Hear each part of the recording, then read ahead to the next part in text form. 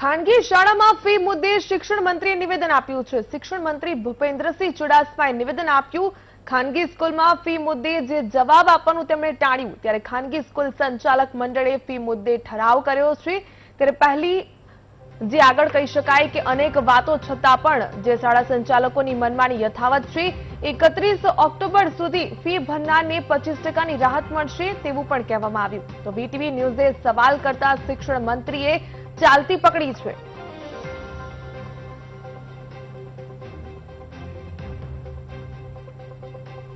બાપુ 31 October સુધી fee નહીં ભરવામાં આવે તો 25% રાહત નહીં મળે। બરાબર વિચાર કરું છું। બાપુ 31 ઓક્ટોબર સુધી ફી નહીં ભરવામાં આવે તો 25% રાહત નહીં મળે। બરાબર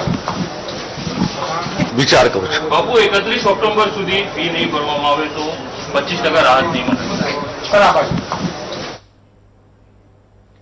પોળો ફોરેસ્ટને ફરી એકવાર પ્રતિબંધિત વિસ્તાર જાહેર કરાયો છે। શનિવાર અને રવિવારે પોળો ફોરેસ્ટમાં પ્રવાસીઓ પર પ્રતિબંધ ફરમાવવામાં આવ્યો છે। સાબરકાંઠાના જિલ્લા કલેક્ટરે જાહેર કર્યો છે પ્રતિબંધિત વિસ્તાર। આગામી 4, 10, 11, 17 અને 18 તારીખે પ્રતિબંધ રહેશે। કોરોના મહામારીને પગલે આ પ્રતિબંધ લગાવવામાં આવ્યો છે।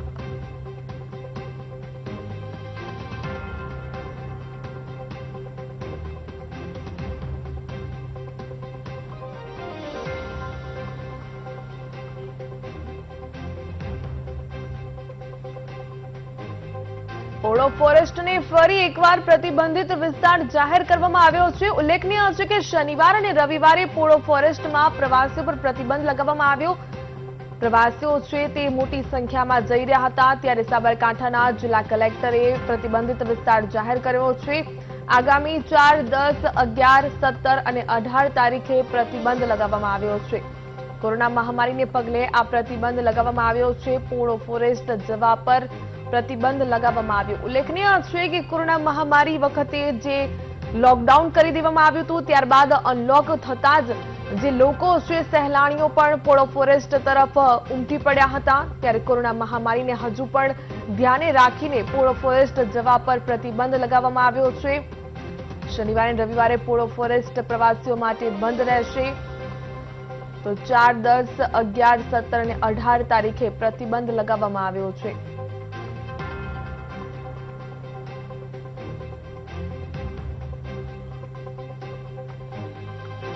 ઉલ્લેખનીય છે કે પોળો ફોરેસ્ટ એ લોકોમાં ખૂબ જ લોકપ્રિય સ્થળ છે। પિકનિક સ્પોટ મનાવવામાં આવી રહ્યું છે। લોકો પોતાના પરિવારજનો સાથે ત્યાં ફરવા માટે જતા હોય છે, પરંતુ કોરોના મહામારીને પગલે શનિવાર અને રવિવાર પ્રતિબંધ લગાવવામાં આવ્યો છે। સહેલાણીઓ પ્રવાસીઓ છે તેમની માટે એન્ટ્રી બંધ રાખવામાં આવી છે। વધુ વિગતો મેળવીએ સંવાદદાતા સંદીપ પટેલ પાસેથી। સંદીપ, પોળો ફોરેસ્ટને ફરી એકવાર પ્રતિબંધિત વિસ્તાર જાહેર કરવામાં આવ્યો છે, વધુ શું વિગત? ચોક્કસથી જે કોરોનાની મહામારીને લઈને જ્યારે ગુજરાતભરમાંથી મોટી સંખ્યામાં લોકો જ્યારે શનિ અને રવિ દરમિયાન જે પોળો ફોરેસ્ટ છે ત્યાં સહેલાણીઓ ઉમટી રહ્યા છે। મોટી સંખ્યામાં સહેલાણીઓ આવતા લોકો સ્થાનિક લોકોની બૂમ અને ફરિયાદને કારણે હાલ સમારતા જે કલેક્ટર છે કલેક્ટર દ્વારા પ્રતિબંધ કરવામાં આવ્યો છે। દર શનિ અને રવિ બહારના જે આવતા સહેલાણી લોકો માટે પ્રવેશ પર પ્રતિબંધ મૂકવામાં આવે છે ને તારીખ 4, 10, 11 અને 17, 18 તારીખ સુધી પ્રતિબંધ ફરવામાં આવે છે ને આ 1 મહિના સુધી હાલ પ્રતિબંધ ફરવામાં આવે છે। દર શનિ રવિ જે 20,000 થી 25,000ની સંખ્યામાં મોટી સંખ્યામાં સહેલાણીઓ જે ઉમટી રહ્યા છે તેને લઈને ધ્યાને લઈ અને કોરોનાની મહામારીનું સંક્રમણ ન વધે તેને લઈને હાલ કલેક્ટર દ્વારા જાહેરનામું બહાર પાડવામાં આવ્યું છે અને હાલ પ્રતિબંધ ફરવામાં આવે છે। જી બિલકુલ સંદીપ, આભાર તમામ જાણકારી બદલ।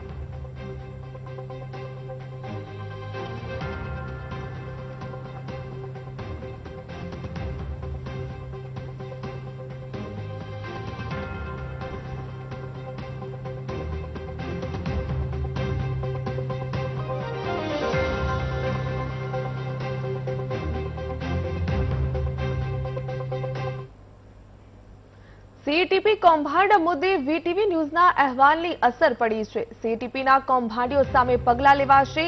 હાઈ પાવર કમિટીએ 25 સભ્યોની ટીમની રચના કરી સીઈટીપીની કામગીરીની તપાસ કરવામાં આવશે। ગેરકાયદેસર કનેક્શનોની પણ તપાસ થશે। ટ્રસ્ટના નાણાકીય ગોટાળાની પણ તપાસ કરવામાં આવશે. ઘનશ્યામ ત્રિવેદી એન્ડ કંપનીના કૌભાંડો સામે રોષ છે, ત્યારે એક ટોળકીને કારણે 115 ઉદ્યોગકારોએ સહન કરવું પડશે. એક વર્ગ માને છે કે સરકારી તપાસ થવી જોઈએ. ફૂલડીમાં ગોળ ન ભંગાય તે માટે સ્વતંત્ર તપાસની માંગ છે.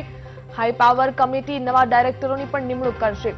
પ્રદૂષિત પાણી છોડાતા ઉદ્યોગોના ટ્રીટમેન્ટ ચાર્જ ચૂકવવામાં પણ ઠાગાઠૈયા જોવા મળી રહ્યા છે. તો વીટીવીએ અહેવાલ પ્રસારિત કર્યો હતો અને વીટીવી ન્યૂઝના અહેવાલની અસર પણ પડી છે. સીટીપી કૌભાંડ મુદ્દે કૌભાંડીઓ સામે પગલાં લેવાશે. વધુ વિગતો મેળવીએ સંવાદદાતા પરાગ દવે પાસેથી. પરાગ, વીટીવી ન્યૂઝ દ્વારા જે એક્સક્લુઝિવ માહિતી આપવામાં આવી હતી, અહેવાલ પ્રસારિત કરવામાં આવ્યો હતો અને કૌભાંડીઓ છે તેમને ખુલ્લા પાડવામાં આવ્યા હતા અને હવે સીટીપીના કૌભાંડીઓ સામે પગલાં લેવાશે. એક હાઈ પાવર કમિટી છે, તેને 25 સભ્યોની ટીમની રચના પણ કરી છે. ટીવીએ નારોલ સીટીપીમાં થઈ રહેલા કૌભાંડ વિશે વિગતવાર અહેવાલો પ્રસારિત કર્યા બાદ હવે હાઈ પાવર કમિટી એક્શનમાં આવી છે. જે ટેક્સટાઇલ ઉદ્યોગના અગ્રણીઓ છે, જેમ કે યમુના દત્ત અગ્રવાલજી છે કે નરેન્દ્ર પટેલ છે જે ડાયમંડ ટેક્સટાઇલના છે, અને પીઆર કાકરિયા, આ પ્રકારના મહાનુભાવોની એક હાઈ પાવર કમિટી છે, તેણે હવે 25 સભ્યોની એક અલગ કમિટીની રચના કરી છે અને તેમાંથી 5-5 સભ્યો અલગ અલગ કમિટીનું સંચાલન કરશે. આ જે કમિટીઓ બનાવવામાં આવી છે તે નારોલમાં અપાયેલા ગેરકાયદેસર કનેક્શનોની તપાસ કરશે. એટલે કે એક ફેક્ટરીને કનેક્શન હોય અને તેના કનેક્શનના ઉપયોગ દ્વારા જે ગેરકાયદેસર ફેક્ટરી પોતાના પાણીને સીટીપીમાં છોડતી હતી અને તેના પેટે જે વહીવટદારો રૂપિયા પડાવતા હતા, તે આખું કૌભાંડ જે હતું તેની તપાસ હાઈ પાવર કમિટીએ કરવા નક્કી કર્યું છે. ઉપરાંત સીટીપીના સંચાલનમાં જે નાણાકીય ગોટાળા થયા છે, જેમ કે એવા આક્ષેપો થઈ રહ્યા છે કે ટેક્સટાઇલનું જે એફ્લુઅન્ટ વોટર છે તેના ટ્રીટમેન્ટ માટે સેટલિંગ કેમિકલ વાપરવામાં આવે છે. તો આ સેટલિંગ કેમિકલ ઘણા ઊંચા ભાવે ખરીદવામાં આવતું હતું અને એ પ્રકારે મેમ્બરોના જે કોન્ટ્રીબ્યુશનથી સીટીપી ચાલે છે તો તે નાણાંનો દુરુપયોગ થતો હતો અને કેટલાક લોકો પોતાના ખિસ્સા ભરતા હતા. આ સમગ્ર કૌભાંડમાં ઘનશ્યામ ત્રિવેદી સામે આક્ષેપો થઈ રહ્યા છે. તેમણે પોતાના પર્સનલ સીટીપી બનાવવા માટે પણ અરજી કરી છે, જેના દ્વારા તેઓ આ રીતે ભવિષ્યમાં પણ પોતાનો પ્રદૂષણના નામે જે વેપાર ચાલે છે ચાલુ રાખી શકે.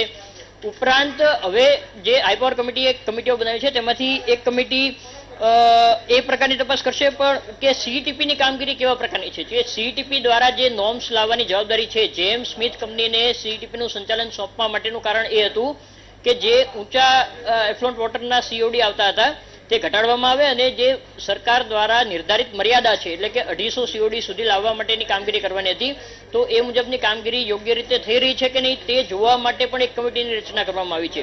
અને હાઈ પાવર કમિટીએ એવો નિર્ણય પણ કર્યો છે કે જે પણ દોષિત ઠરશે તેની સામે પગલાં લેવામાં આવશે.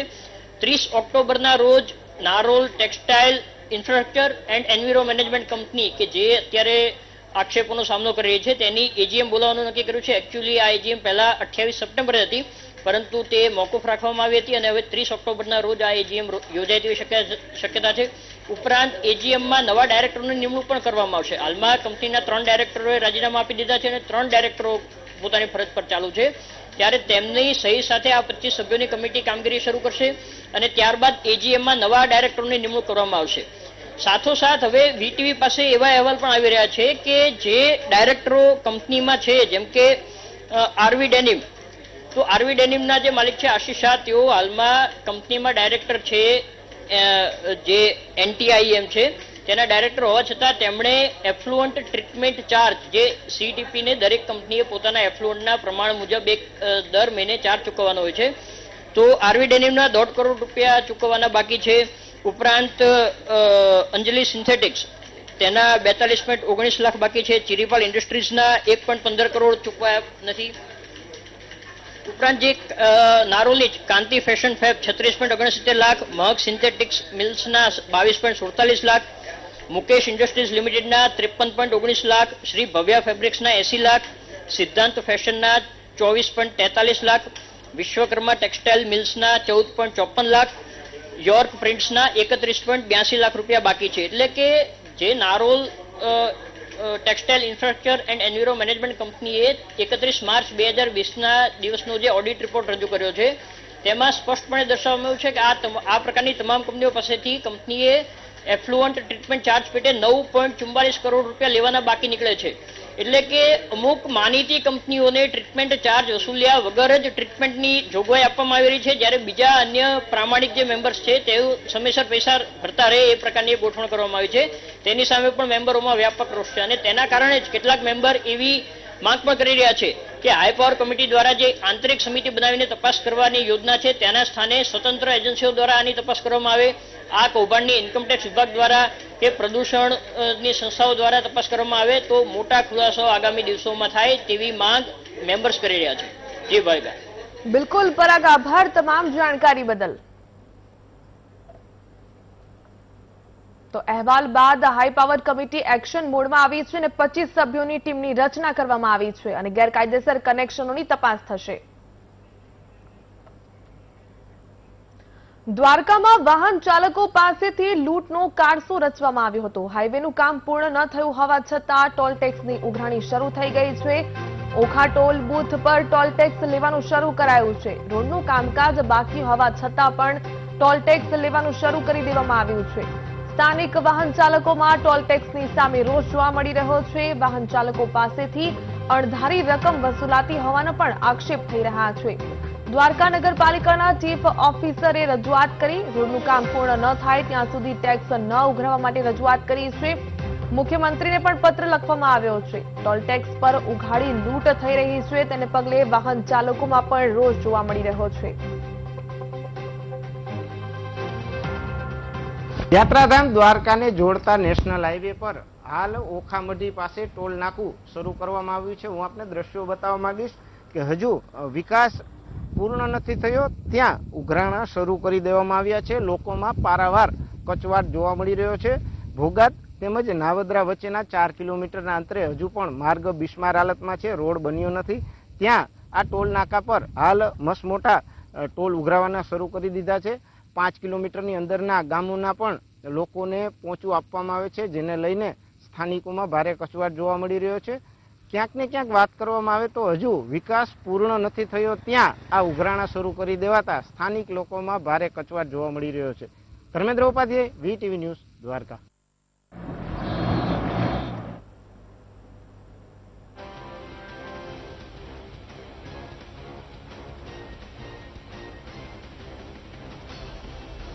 તો રોડનું કામકાજ બાકી હોવા છતાં પણ ઉઘરાણી કરવામાં આવી છે તેને પગલે વાહન ચાલકોમાં રોષ જોવા મળી રહ્યો છે.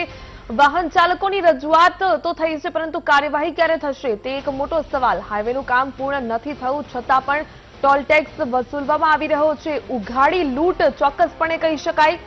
વાહન ચાલકો પાસેથી કેમ ઉઘરાવવામાં આવે છે ટોલ ટેક્સ હજુ પણ કહી શકાય. રોડનું કામ પૂરું નથી થયું છતાં પણ આ પ્રકારે ટોલ ટેક્સ ઉઘરાવવામાં આવી રહ્યો છે ત્યારે વાહન ચાલકોમાં પણ રોષ જોવા મળી રહ્યો છે. ત્યારે એક તરફ દ્વારકા નગરપાલિકાના ચીફ ઓફિસરે રજૂઆત કરી છે. રોડનું કામ પૂર્ણ ન થાય ત્યાં સુધી ટેક્સ ન ઉઘરાવવા માટે રજૂઆત કરી. મુખ્યમંત્રીને પત્ર લખીને રજૂઆત કરવામાં આવી છે. કાર્યવાહી ક્યારે થાય છે તે તો આગામી સમયમાં જોવું રહ્યું પરંતુ વાહન ચાલકો હાલ તો ઉઘાડી લૂંટથી પરેશાન છે. અણધારી રકમ છે તે વસૂલવામાં આવી રહી છે તેમની પાસેથી. ઉલ્લેખનીય છે કે આ દ્વારકાના જે રસ્તો જોડતો છે દ્વારકામાં વાહન ચાલકો પાસેથી આ લૂંટનો કારસો જ એક પ્રકારે રચવામાં આવી રહ્યો હોય તેવું લાગી રહ્યું છે. કામ પૂર્ણ થયું નથી હાઈવેનું છતાં પણ ટોલ ટેક્સની ઉઘરાણી કરવામાં આવી રહી છે.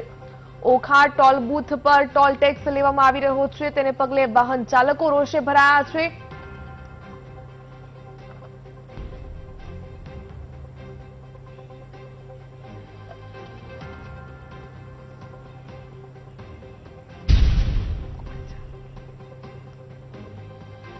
તો રજૂઆત કરનાર પર્વતભાઈ લઘારિયા પણ આપણી સાથે જોડાઈ ગયા છે. પર્વતભાઈ, VTV ન્યૂઝમાં આપનું સ્વાગત છે. દ્વારકાનો જે હાઈવે છે તે રોડનું કામ પૂર્ણ નથી થયું છતાં પણ જે પ્રમાણે ઉઘાડી લૂંટ ચલાવવામાં આવી રહી છે, આક્ષેપો થઈ રહ્યા છે, સમગ્ર બાબત છે તેના વિશે વિસ્તૃત જાણકારી આપશો. મેડમ, એક તો પહેલું તો એક દ્વારકાથી સોમનાથ સુધીનો એક સરકારશ્રીનો નેશનલ હાઈવેનો મોટો પ્રોજેક્ટ છે.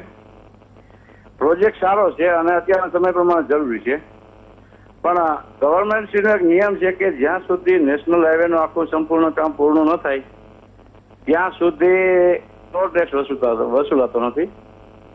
હાલમાં એ જે નેશનલ હાઈવે રોડ છે એનું કામ અંદાજે તો દ્વારકાની અંદર 1.5 થી 2 કિલોમીટરનું કામ બાકી છે.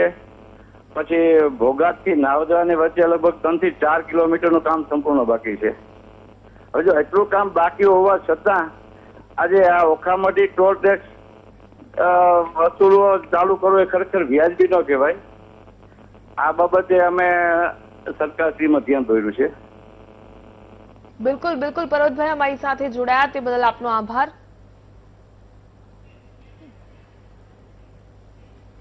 આ સાથે જ હાલ રોકાઈએ બ્રેક માટે. આપ જોતા રહો વીટીવી ન્યૂઝ.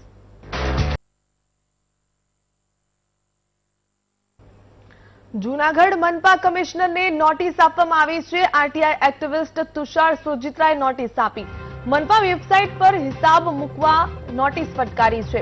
આરટીઆઈ એક્ટનો ભંગ થતો હોવાની નોટિસ આપવામાં આવી છે.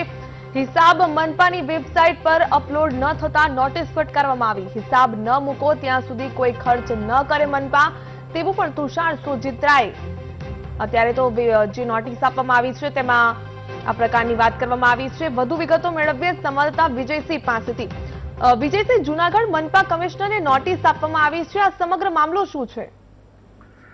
ચોક્કસથી ભાવિકા જણાવી દઉં તો જે રીતે જૂનાગઢના એક જાગૃત નાગરિક તુષાર સોજિત્રાએ જ્યારે મહાનગરપાલિકાના કમિશનરને વધુ એક નોટિસ આપવામાં આવી છે. નોટિસમાં તેઓએ ઉલ્લેખ કરવામાં આવ્યો છે કે આરટીઆઈ એક્ટનો ભંગ પણ થયો છે. બીજી તરફ આરટીઆઈ એક્ટની કલમ 4 મુજબ જે પ્રજાના જે પૈસા હોય છે, જે વપરાયા હોય છે, પાયનો હિસાબ જે વેબસાઇટ ઉપર મૂકવામાં આવે, આમાં પણ ઉલ્લેખ કરવામાં આવ્યો છે. બીજી તરફ મનપા દ્વારા વેબસાઇટ પર હિસાબ નહીં મૂકી અને ગુનો કર્યો હોવાનો નોટિસમાં પણ આક્ષેપ કરવામાં આવ્યો છે. આરટીઆઈ એક્ટની નીચે જે નોટિસ જે આપવામાં આવી છે, જે પ્રથમ બનાવ હોવાની લોકોમાં પણ એક ચર્ચા થઈ રહી છે. બીજી તરફ જણાવી દઉં તો જે રીતે પ્રજાના પૈસા હિસાબ છે તે સમગ્ર જે વેબસાઇટ ઉપર મૂકવામાં આવે અને જો ન મૂકવામાં આવે તો ખરેખર ક્યાંક ને ક્યાંક ગુનો ગણવામાં આવે તેવો પણ આક્ષેપ કરવામાં આવ્યો છે. અને આ જે નોટિસ આપવાની સાથે જે ક્યાંક ને ક્યાંક ચર્ચાનો વિષય પણ બન્યો છે કે ઘણા લોકોના પણ આમાં જે હિસાબ જે મૂકવામાં આવે તો તપેલા પણ ચડે છે તેવું પણ લોકમુખે ચર્ચાઈ રહ્યું છે. જી બિલકુલ બિલકુલ વિજયસિંહ, આભાર તમામ જાણકારી બદલ. આ સાથે જ રોકાઈએ વધુ એક બ્રેક માટે. આપ જોતા રહો વીટીવી ન્યૂઝ. હાલ બુલેટિનમાં બસ આટલું. હવે જુઓ વધુ સમાચાર મારા સહયોગી જયેશની સાથે. હું લઈશ રજા.